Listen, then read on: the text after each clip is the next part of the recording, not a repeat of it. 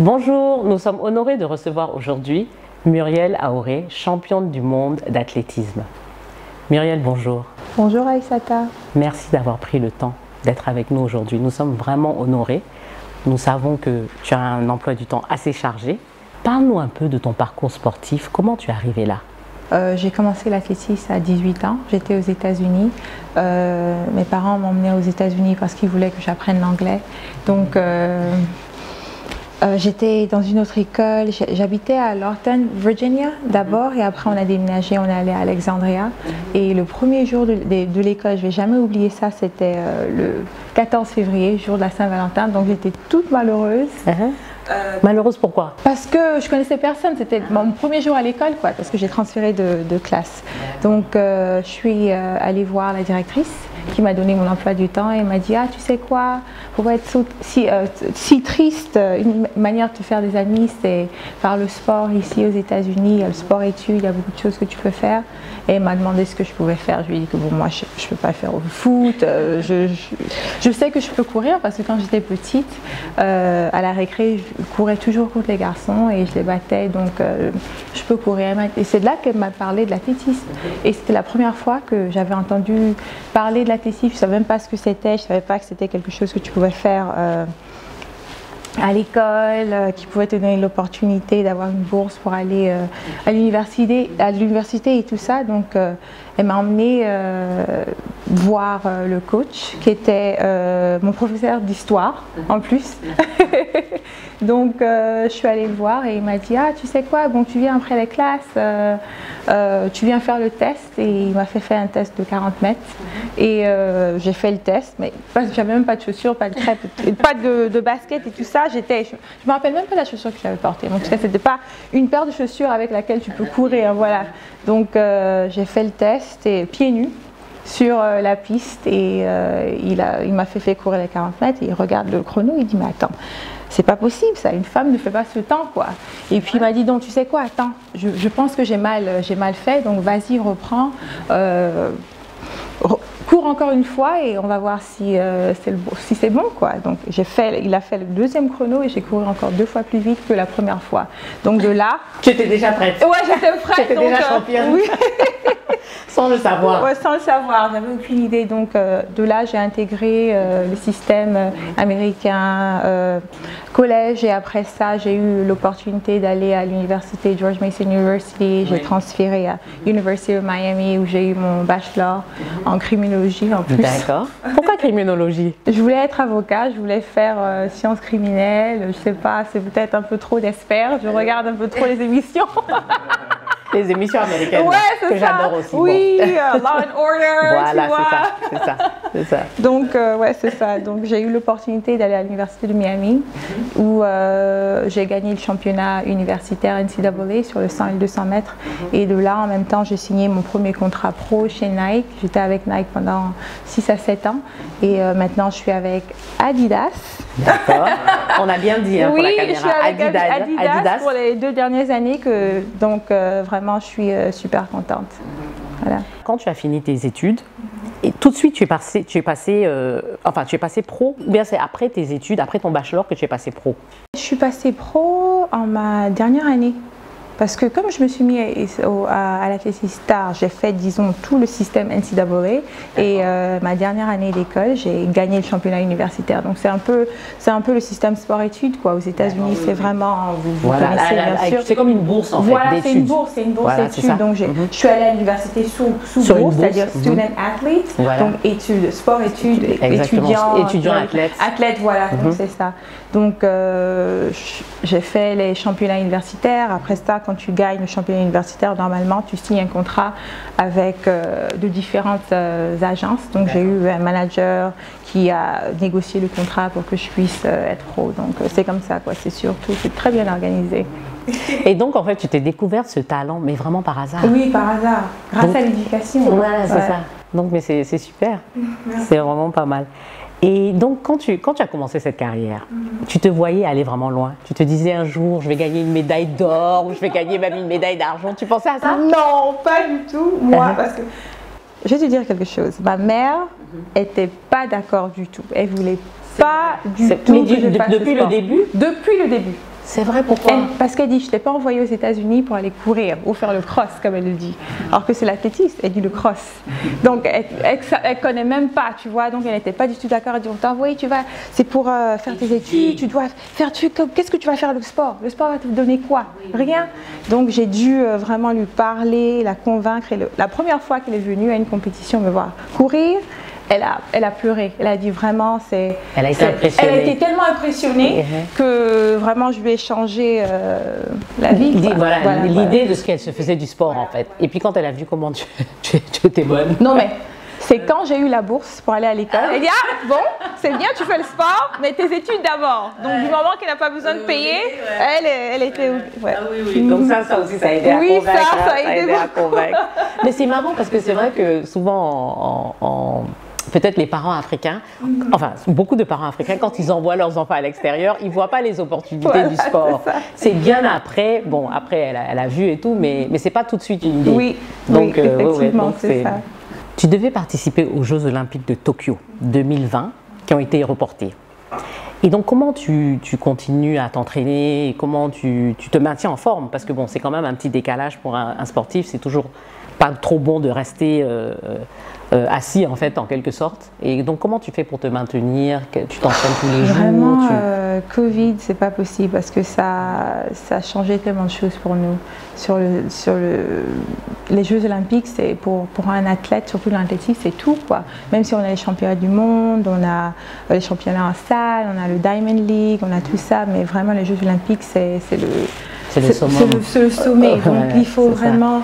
On s'est entraîné tellement dur pour ça les 4 dernières années, je me suis tellement préparée cette année, je me sentais super en forme et tout ça, mais comme on dit, tout ce que Dieu fait est bon. Donc de toute façon, on ne sait pas pourquoi ça se passe comme ça, mais on se remet au travail. J'ai utilisé cette année vraiment pour travailler sur de différentes choses que je devais changer, prendre un peu plus de force. Ça m'a donné aussi l'opportunité de faire mes traitements.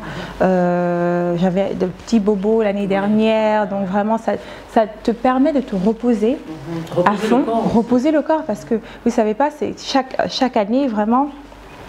On commence en octobre, on finit en septembre, donc on a disons 2 semaines de vacances et 2 semaines pour laisser le corps reposer à fond. Donc vraiment, d'année en année, c'est taxing sur le corps. Voilà. Donc c'est ça. Donc vraiment avoir une année, disons off à cause du Covid. Vraiment c'est pas évident parce que c'est une année olympique, mais je pense qu'il y a beaucoup de personnes qui seront contentes pour ça aussi. Oui, c'est vrai, parce qu'on ne se rend pas compte de comment ça fatigue le corps, voilà, en fait, ce sport tous les jours.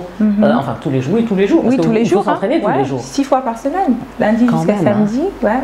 Et l'alimentation aussi qui va bien avec. Sûr, très strict. Bien sûr, oui, très strict. Donc dis-nous, tu ne peux pas manger de chocolat. Le chocolat, du moment que c'est... Qu'est-ce que tu peux manger? Qu'est-ce que tu peux manger? Le chocolat, si c'est du chocolat noir, oui. Mais chocolat au lait, ok, je peux être sportive pas du tout. Non, tu peux le faire. Tu peux te permettre d'avoir... certaines choses. Voilà. Mais il faut quand même faire attention. Oui, très attention. À quoi, par exemple? Qu'est-ce que tu dois absolument pas manger, par exemple? Pas trop d'huile, pas trop de sel, pas trop de sucreries. Il faut que je compte un peu les calories. Je fais pas trop un régime, mais je mange très propre. Donc, disons très bio, très sain, voilà, très sain. Vraiment tout bio, pas de...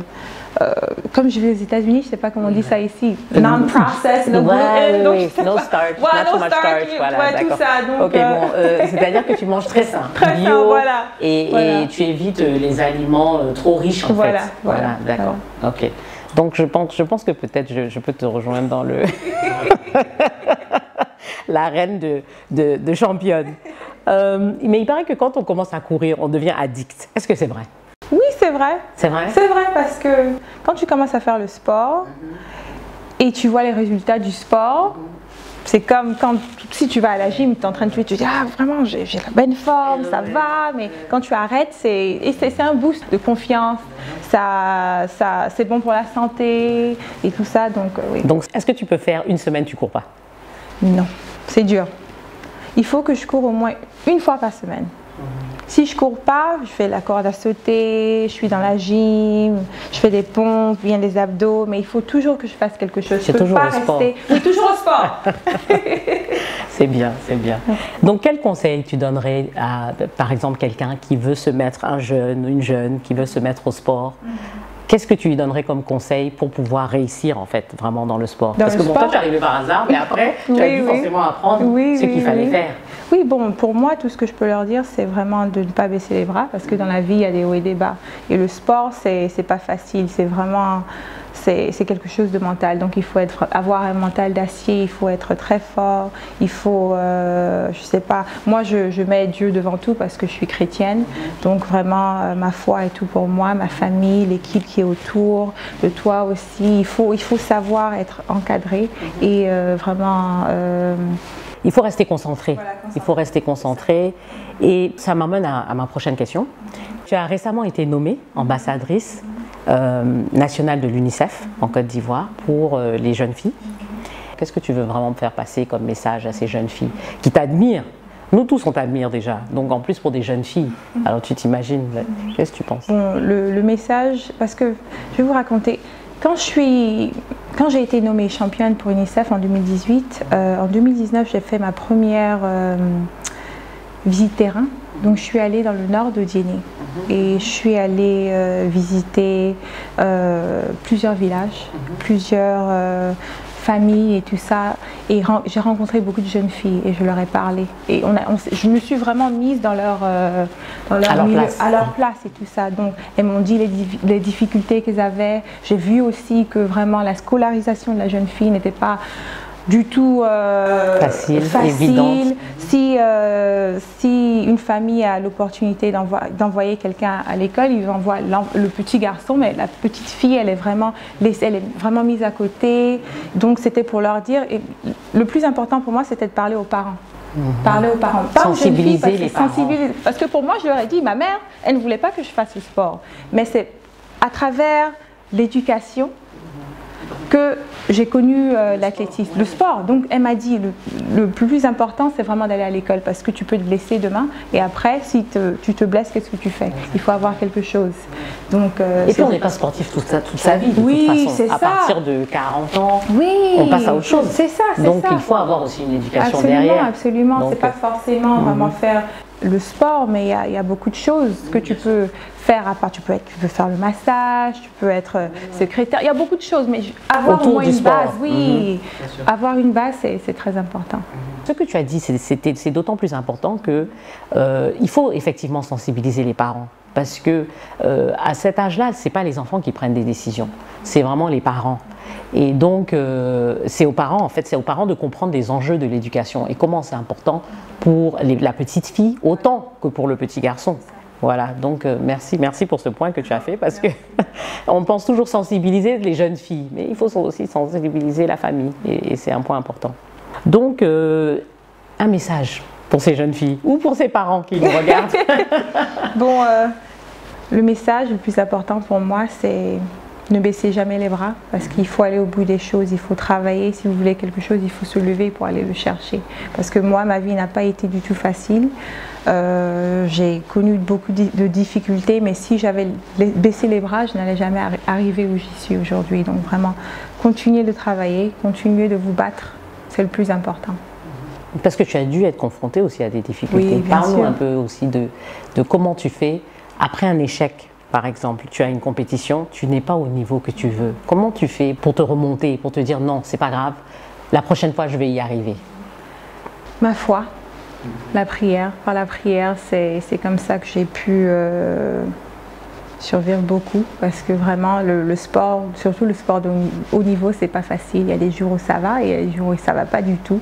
Donc avoir aussi une très bonne équipe, une famille, des personnes autour de vous qui peuvent vous remonter et vous donner de bons conseils parce que moi j'ai dû, je sais pas combien de fois, j'ai jeté la serviette et je dis ah c'est bon c'est fini. Parce que disons si j'ai un entraînement très dur, ah je sais même pas pourquoi je fais ça, c'est trop dur. Mais quand je pense à toutes ces filles, à tous ces enfants ici en Côte d'Ivoire qui n'ont pas cette opportunité, qui n'ont pas l'opportunité et en plus au peuple ivoirien qui me soutient tellement, je peux jamais baisser les bras. Ouais, c'est important. c'est vrai. Selon toi, quelles sont les difficultés auxquelles les jeunes filles sont confrontées aujourd'hui? Ma mission vraiment c'est l'éducation parce que c'est la base de tout. Et après ça, les inviter aussi à faire le sport, leur dire que le sport c'est pas seulement pour les garçons. Une femme peut faire du sport et peut être belle et peut accomplir beaucoup de choses et être... D'ailleurs, tu es toute belle aujourd'hui. Oh, merci. C'était important de préciser. Oh là là. J'adore les chaussures. Bon, ok, bon, j'ai rien dit. Hein. Parfois, comme ça a été ton cas, ta mère ne voulait pas que tu fasses du sport. Donc ça, c'est un peu un des défis qu'on peut voir, surtout pour les jeunes filles qui voudront faire du sport. On va leur dire, mais qu'est-ce que tu vas aller jouer au basket? Va faire des études de business, va de commerce, en dehors de courir, d'être athlète de haut niveau. Quels sont tes loisirs? Qu'est-ce que tu fais pour te détendre? J'aime faire la cuisine.